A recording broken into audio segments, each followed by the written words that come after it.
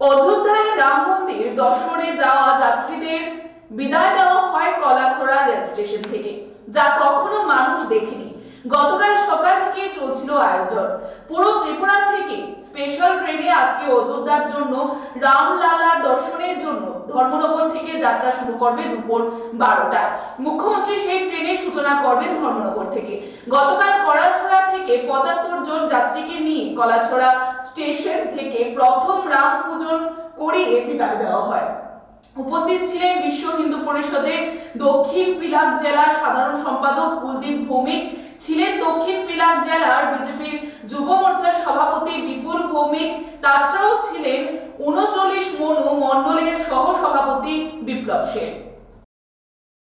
প্রভু শ্রীরামের অযোধ্যায় যে ভব্য মন্দির হয়েছে, সেই মন্দির দর্শনে হাজার হাজার কোটি কোটি হিন্দুর যে চোখের যে অশ্রুজল, সেই অশ্রুজল দর্শনের জন্য আজকে আমরা এই ত্রিপুরা থেকে, আমাদের কলাছড়া বাজার থেকে, আমাদের এই বিধানসভা এরিয়া থেকে আমরা 75 জন সেই রাম মন্দিরের উদ্দেশ্যে রওনা দিচ্ছি।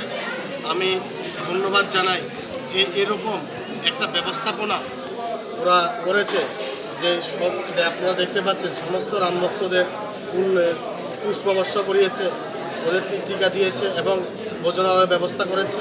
আমি সবাইকে অসংখ্য ধন্যবাদ জানাই, উদ্যোক্তাদের যারা এই কাজটি করছে। সবাইকে নমস্কার। জয় শ্রীরাম।